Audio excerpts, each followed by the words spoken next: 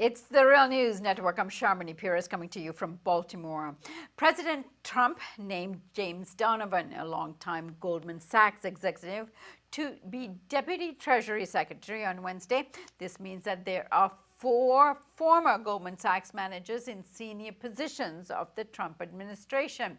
The other 3 are Treasury Secretary Steve Mnuchin, Director of the National Economic Council, Gary Cohn, and White House Chief Strategist, Steve Bannon.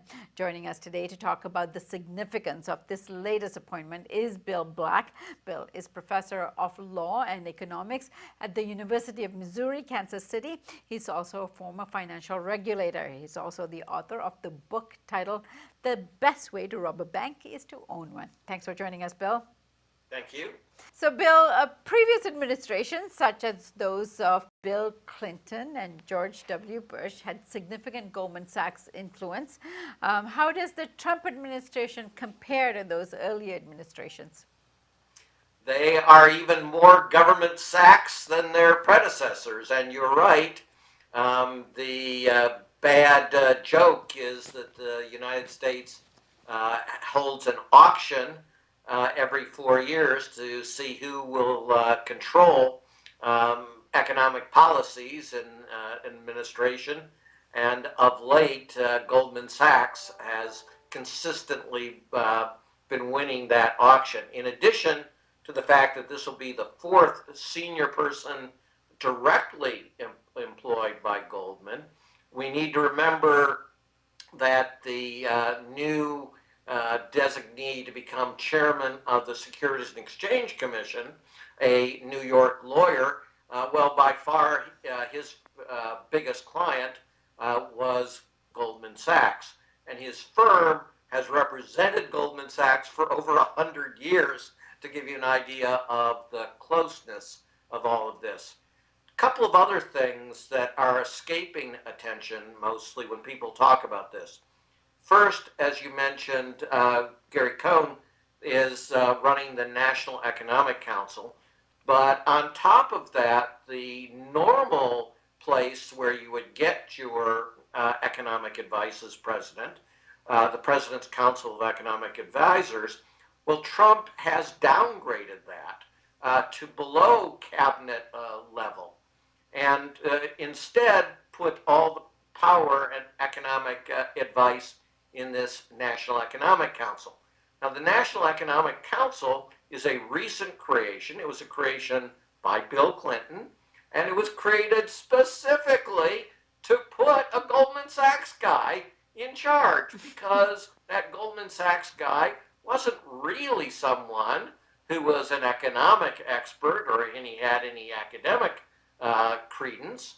That guy's name was Bob Rubin. And of course, then he becomes Treasury Secretary and becomes the overwhelmingly dominant public official. So this is all a practice of not, we don't want to listen to facts.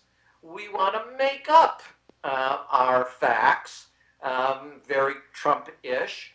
And academic economists, even if they're very conservative, they might not be so willing to make things up. So first, we're going to downgrade the academic economists. Second, we're going to make them all business folks. Third, we're going to make them almost exclusively Goldman Sachs folks. And fourth, when you look at these Goldman Sachs folks, like the most recent one, what does he also do? Well, he's a law professor. His area of expertise, like most of these Goldman Sachs folks, is not economics. It is not finance. It is law, because that's how Goldman Sachs makes its money, by getting around and evading and controlling and writing the laws, right? So the expertise here that Trump is looking for is not people that actually understand the economy.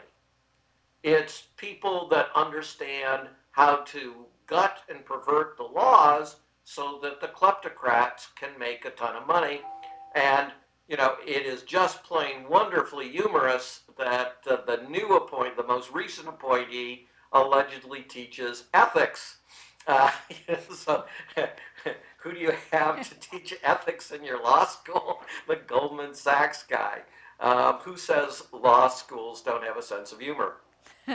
According to some reports, Bill, one of Donovan's main tasks will be to reform the corporate and individual tax codes, as well as restructuring the mortgage guarantor Fannie Mae and Freddie Mac.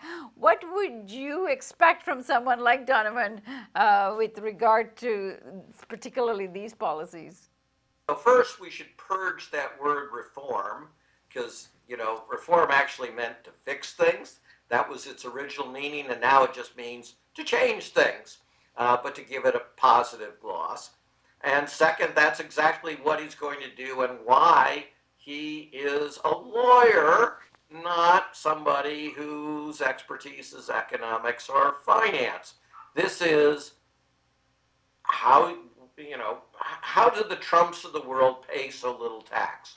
How, if they can get rid of the alternative minimum tax, will they go down to paying tax rates in the 3% type range as multi-millionaires? It's because not of economic expertise, it's because the tax lawyers write the rules. And then they interpret the rules to shield incredibly wealthy people. And so that's who they put in charge. This isn't the fox, right? This is like a whole castle of foxes brought together, and they're just going to slaughter the chickens. And remember, Trump ran against these people and used in his campaign images as the personification of evil the head of Goldman Sachs. Yeah, important point, Bill. Bill, given that Goldman Sachs is now almost occupying the administration, give us a sense of what the rivalry or jealousy within the financial industry might be about having so much control of the administration. Right, so the other folks hate it, but there aren't that many big investment banks left. Of the big 5 investment banks before the crisis, there are only 2 that survived independently. Bear Stearns and Lehman Brothers collapsed, and Merrill Lynch had to be bailed out through an acquisition. So Goldman really doesn't have much of a rival. Goldman's strategy for a very long time has been to put its people in to the highest positions of power, not just in the United States government. I mean, they had Goldman Sachs folks running the economies of much of the Western world. And of course, the key thing you do when you have control of the government is rewrite the rules to get rid of things like the alternative minimum tax. You call that a reform, right? So you slash Donald Trump's tax rate from an already pathetic 24% to a bit more than 3%, right? You make billions for your clients. Actually, you make hundreds of billions for your clients. You keep tens of billions for yourselves, and it's all a great world. And again, this is why they are literally called, in Washington, D.C., government Sachs, because they've been doing this for decades. Yeah. And also, it's very convenient, this policy that Trump is governed by 1 regulation in, 2 regulations out, that allows them to deregulate a whole lot of stuff about the financial industry. It's important for people to understand that it isn't simply a metaphor to say the system is rigged. The system is quite literally rigged. Goldman Sachs knows that because Goldman Sachs rigged it. And Goldman Sachs folks have become incredibly wealthy and powerful because they put themselves into position, and their cronies in the political world, the Donald Trumps of the world, put them into these positions of power so that they can work full-time, and 99.9% of this is behind the scenes where nobody sees it unless there's a whistleblower, to rig the system in favor of the uber wealthy. Bill, thank you so much for joining us today. Thank you. And thank you for joining us here on the Real News Network.